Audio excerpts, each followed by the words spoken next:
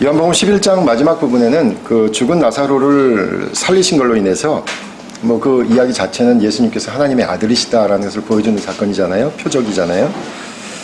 그리고 나서 이제 뒷 이야기가 또 아주 길게 전개가 되고 있어요. 나사로를 살리신 그 예수님의 능력을 보고 많은 사람들이 예수님을 믿기 시작했다. 이렇게 이야기가 되고요. 그 일로 인해서 바리새인들이, 특별히 유대교 지도자들이 모여서 모의를 하는 장면이 나옵니다. 산헤드린이라고 하는 유대인 자치기관이었을 것 같은데요. 유대교 지도자들은 이런 걱정을 합니다. 예수를 따르는 자들이 많아지면 이로 인해서 로마인들이 이것을 진압할 거고 결국 자신들의 땅을 빼앗고 민족을 망하게 할 것이다. 땅을 빼앗고 민족을 망하게 할 것이다. 라는 걱정을 합니다. 그러니까 그 해 대제사장인 가야바가, 대제사장을 돌아가면서 하니까 가야바가 한 가지 제안을 해요. 한 사람이 백성을 위하여 죽어서 온 민족이 망하지 않게 하자. 아주 기발한 아이디어를 내는데 한 사람을 희생양으로 잡자, 이 얘기죠. 예수를 잡자 이겁니다. 결국 죽은 자를 살리신 예수님을 죽이자라고 모의하는 역설적인 내용이 요한복음 11장 마지막에 나옵니다. 예수님은 사람을 살리고 다니시는데 정작 유대인 지도자들이 사람을 죽이자라고 모의하는 내용입니다. 요한복음 11장 말미에서 요한은 여기 한마디를 더 붙여요.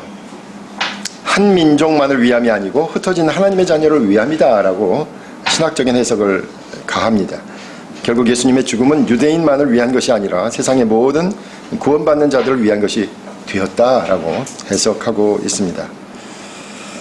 어쨌든 요한복음 11장 말미를 보면 그 내용을 보건대 유대교 지도자들이 예수님을 죽이려고 결정했다라는 이야기가 나오고 6월절에 이제 예루살렘에 예수님께서 나타나실 것이니까 그때 체포하자라는 계획을 세웁니다. 그리고 우리가 아는 것처럼 요한복음에는 예수님께서 6월절을 3번 예루살렘에서 지내셨어요. 3번 지내셨는데 첫 번째, 두 번째는 놓친 거죠. 이제 마지막 세 번째는 분명히 잡자라고 벼르고 있는 그런 상황 속에서 요한복음 12장이 시작되는 겁니다.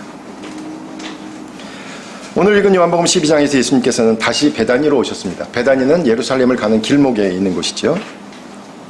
그렇다면 분명하게 11장에서 유대교 지도자들이 체포하기로 결정하였지만 예수님께서는 그 6월절에 바로 그 6월절에 예루살렘에 올라가기로 다짐했다라는 결단을 읽을 수 있습니다.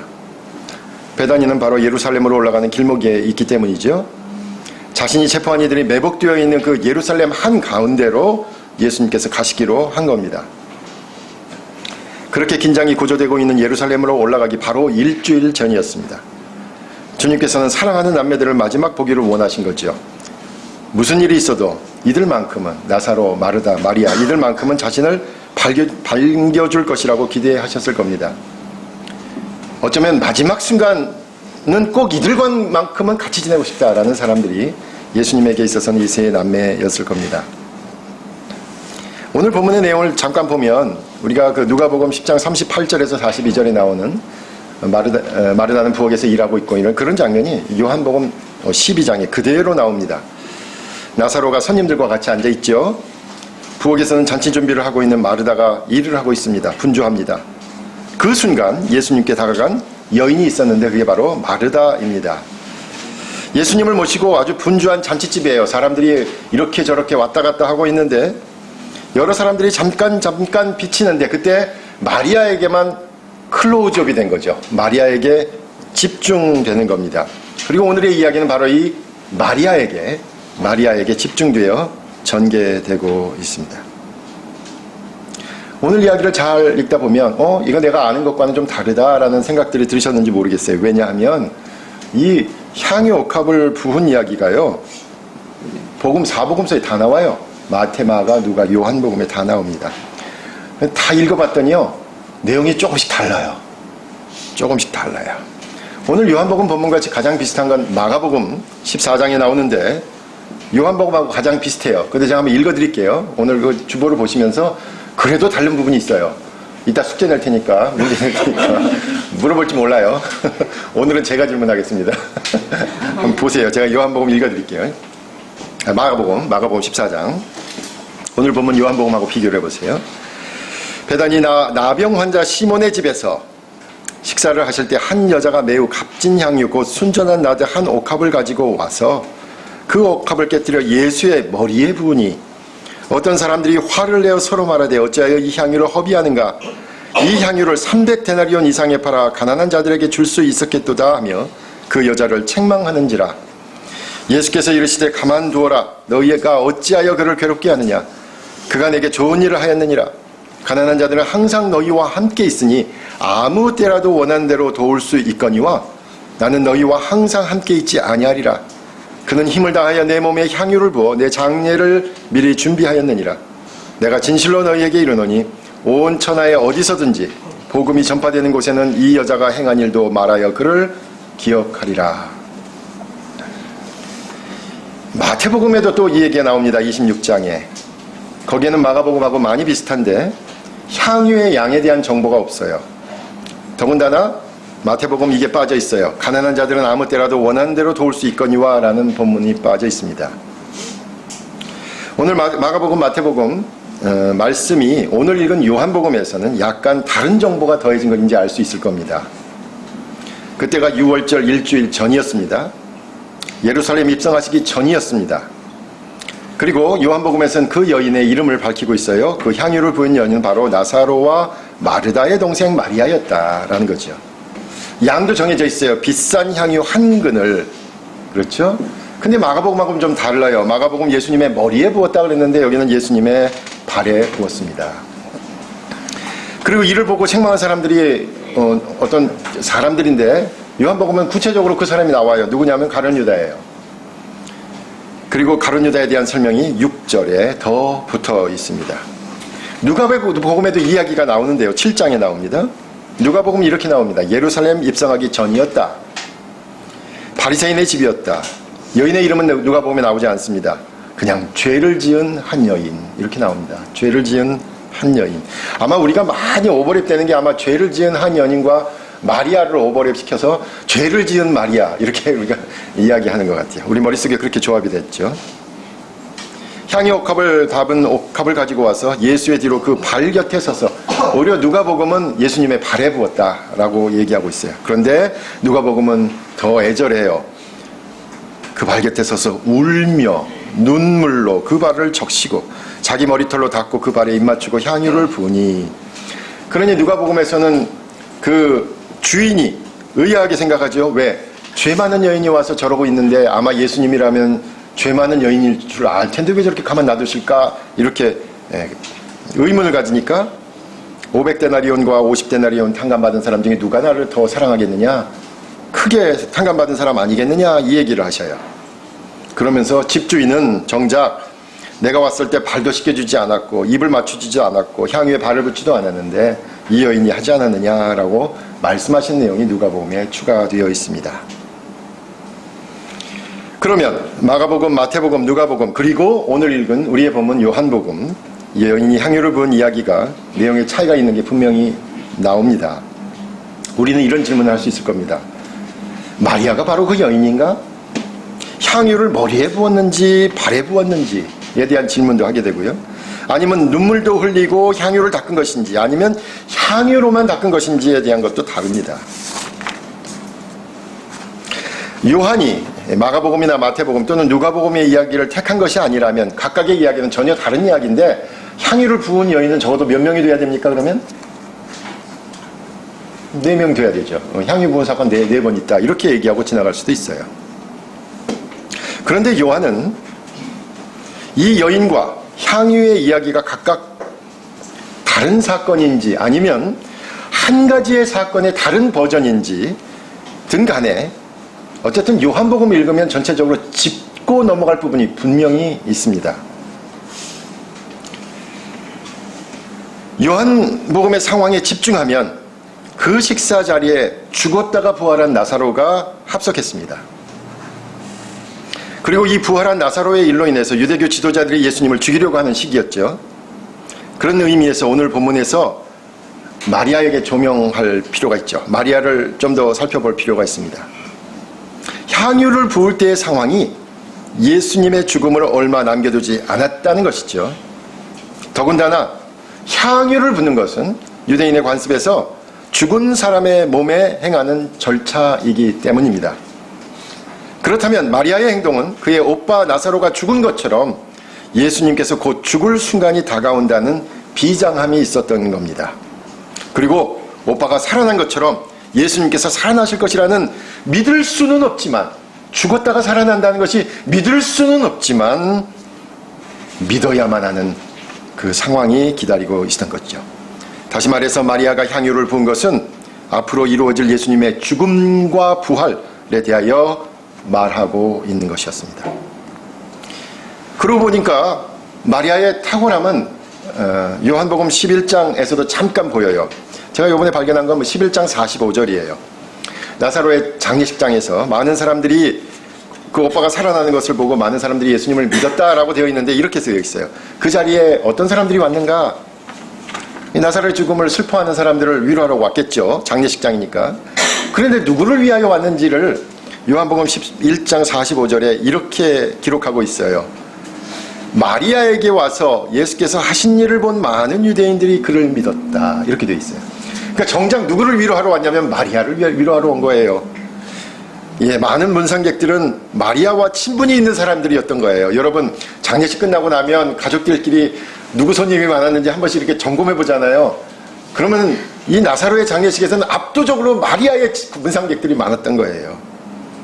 그만큼 마리아가 사람들과의 관계를 중요시하는 사람이었던 것을 알 수 있어요.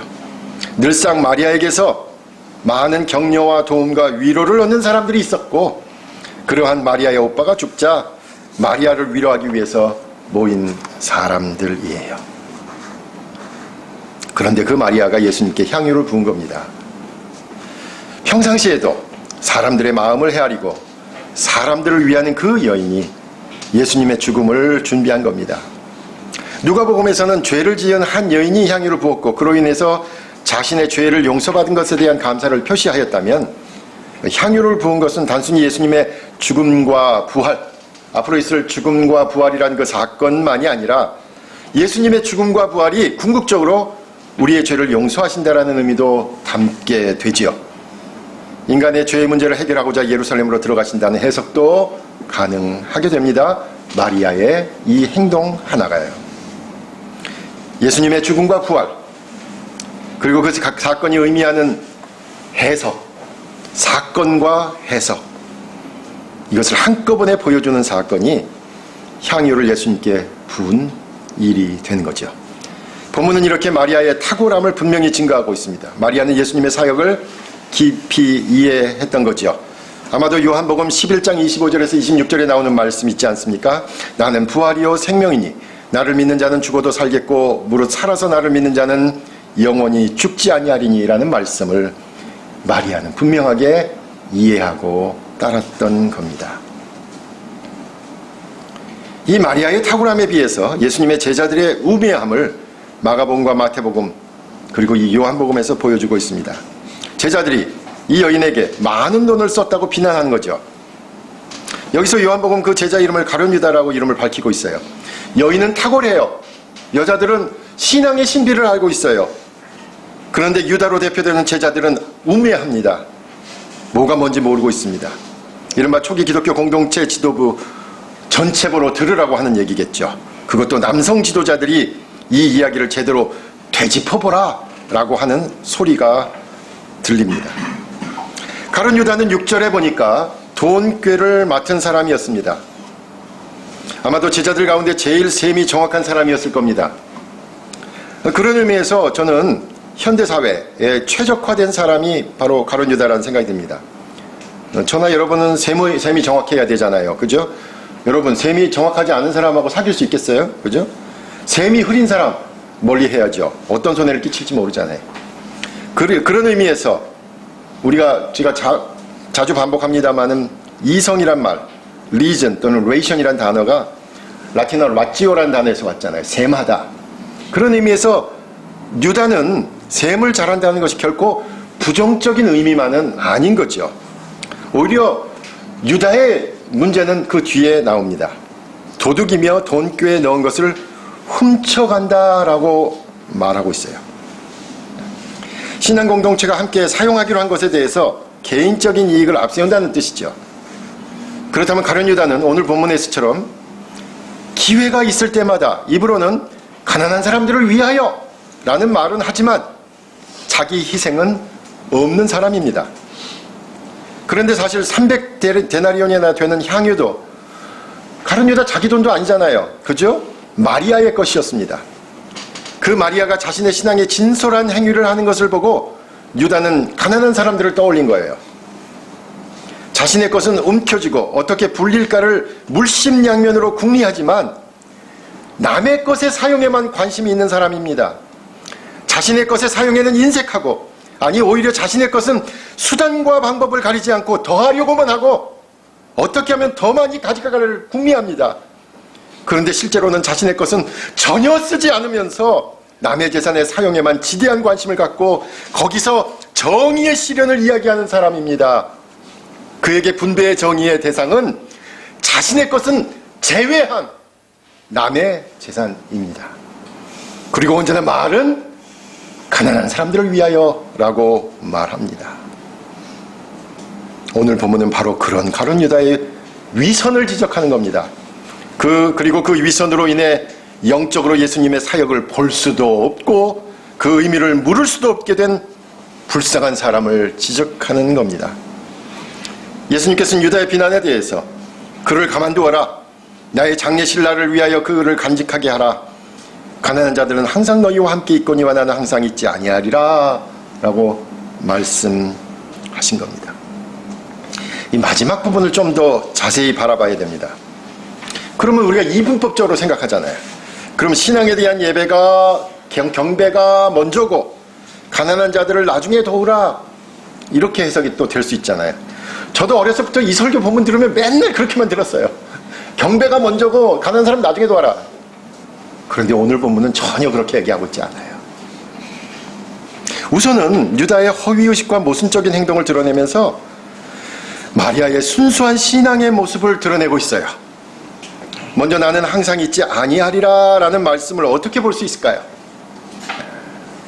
주님을 향한 신앙의 일에는 분명한 때와 장소가 있다는 말씀일 겁니다. 그 가운데 십자가의 사건, 이건 역사적인 사건이잖아요. 대략 예수님이 33세에 있었던 일이었잖아요. 그런 의미에서 우리의 신앙은 역사적인 기원, 때와 장소를 갖고 있습니다.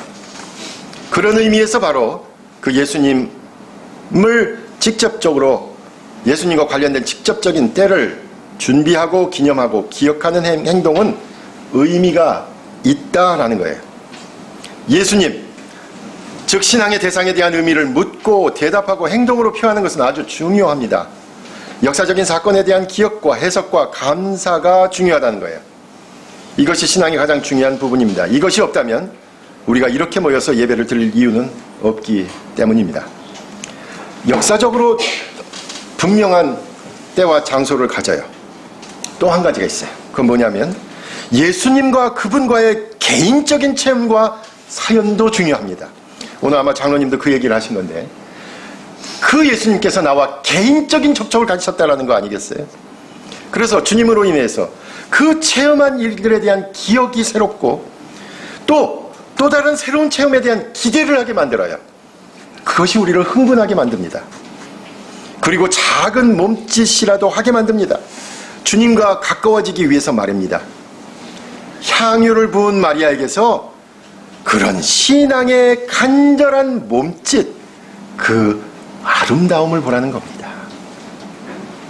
그런 의미에서 유다는 순수한 신앙의 모습을 왜곡하고 변질하고 폄하하고 있었던 겁니다. 신앙 공동체 안에서 주님을 향한 그 순수한 모습을 인정하지 않거나 또는 누군가 그렇게 열심을 내고 주님을 사랑하는 모습을 보면서 감동할 수 없다면 삭막한 집단 행동만 남을 겁니다. 서로에게서, 우리가 서로에게서 주님에 대한 사랑의 모습을 보면서, 야, 저분이 예수님을 저렇게 사랑하고 계시구나, 저분이 예수님을 저렇게 간절하게 찾고 있구나 라고 감동할 수 없다면 신앙에 큰 병이 걸린 겁니다.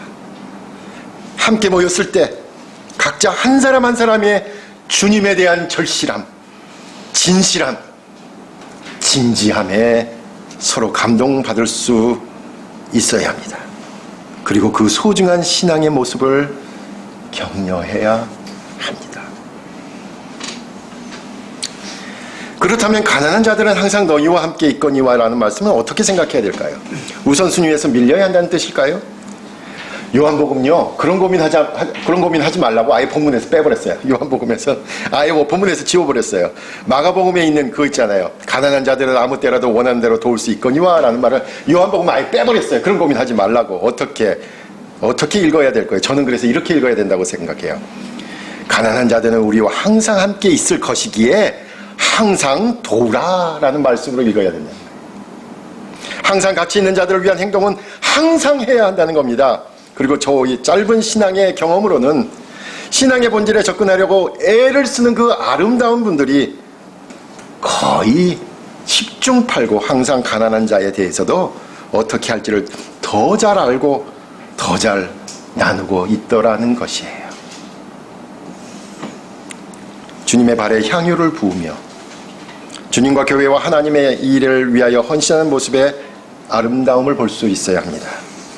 그리고 우리의 신앙의 대상이 되는 주님께 가까이 가는 그 아름다운 모습이 바로 우리가 추구할 거룩함이 되는 거죠. 그것이 교회를 교회되게 하는 거고 다른 그 어떤 모임으로부터 교회를 구별되게 만드는 것입니다.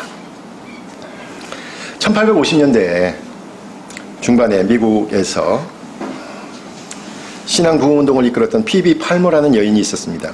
이 여인은 참 신앙적으로 아주 민감한 사람이었어요. 어렸을 때부터 내가 어떻게 하나님의 자녀인지를 확인할 수 있을까를 고민을 했어요. 12살 때부터인가 그런 고민을 했어요. 아주 신앙적으로 성숙했던 여인인데 의사와 결혼을 했습니다. 아주 성공한 결혼이라고 생각했는데 아이를 4명 낳았어요. 4명 낳았는데 3명이 어렸을 때 죽었어요. 그 절망의 삶 속에서 그녀는 그럼에도 하나님의 사랑을 의심하지 않았습니다. 오히려 하나님에 대한 신앙이 그녀를 바로 세울 수 있었습니다. 남자는 어떻게 세속적인 이 풍랑 속에서 거룩하게 살 수 있을까를 물을 때 그녀는 답을 아주 탁월하게 제시했습니다. 우리가 우리 자신을 하나님께 드릴 때 제단에 불러 우리의 부족하고 불순하고 죄악된 부분을 거룩하게 태우실 거라고 생각한 거죠. 우리는 매일 노심초사하잖아요. 어떻게 하게 거룩하게 될까? 어떻게 이건 하면 안 되고 이건 해야 되고 이런 걱정하느라고 거룩이란 단어가 의무로 다가오는데 이분은 아주 탁월한 답을 제시했어요. 우리의 삶을 하나님께 내어드리면 거룩하게 하신 분은 그 구약에서 재물을 태우시는 하나님의 불이 우리를 태우지 않느냐. 그때 거룩하게지는 거지 우리가 거룩하게 하는 거 아니다. 라는 아주 탁월한 답을 제시했습니다. 거룩하게 하시는 분을 발견한 이들은 마리아와 같이 이름 없는 여인들이었습니다. 교회에 잘나빠진 남성 지도자들에게 좀 보라고 신앙의 본질은 오히려 그런 여성들이 예리하게 파악하고 있다고 오늘 본문은 분명하게 밝히고 있습니다. 제가 지난번 영국에 가서 특별히 사온 게 하나 있어요. 꼭 샀으면 했는데 드디어 요번에 사왔습니다. 그게 뭐냐면 풍경이에요. 풍경. 이렇게 매달면 절에 가면 많이 있잖아요. 또는 그 사대부집에 가면 처마에 달려있는 풍경. 제가 어디 갔더니 그 풍경 소리가 너무 아름다운 거예요. 근데 유리로 돼 있어가지고 그걸 사면 깨지지 않을까 해서 주저하다 이번에는 그 기둥이 그 파이프로 돼 있어가지고 가져올 수 있었습니다. 그래서 옥상에 대추나무에 달아놨어요. 책을 읽을 때나 무슨 일을 할 때 2층에 앉아있으면 가끔 풍경 소리가 들려요. 바람이 지나가는구나 생각할 수 있죠. 그리고 그 앞에를 지나가면 괜히 한번 건드려 봅니다. 그 소리를 듣고 싶어서. 그 소리의 여운이 길게 남습니다. 눈에 드드러지게 나타나지는 않아도 은은하게 퍼지는 그 풍경 소리처럼 향유는 아름다운 여운을 남깁니다. 향유는 그 향기로 아름다움을 전합니다. 그리고 주위 사람에게 기쁨과 감동을 전해줍니다. 우리가 서로의 모습에서 그런 향기로운 모습을 볼 수 있도록 주님께 집중하고 그리고 항상 가난한 자들에게 가까이 다가가는 저와 여러분이 되시기 바랍니다. 우리 다음 주부터 대림절이 시작돼요. 대강절. 무슨 말인지 알겠죠? 강림절. 오시는 주님을 준비하는 절기가 시작됩니다. 주님이 오신 일을 역사적인 사건으로 기억하는 것, 때와 장소가 있다는 게 중요합니다. 그래서 성탄절이 중요하고 부활절이 중요하고 성령 강림절이 중요하고 그럴 때를 맞추어서 우리가 주님께 그때에 더 집중해서 우리의 신앙을 돌볼 수 있고, 또 하나는 주님께서 나와 개인적인 접촉을 했던 그 때를 기억해서 주님께 더 가까이 가고자 하는 그 마음이 중요합니다. 그리고 언제나 항상 어느 때든지 가난한 이웃들에게 더 가까이 다가가는 저와 여러분이 되시길 간절히 부탁드립니다. 기도하겠습니다.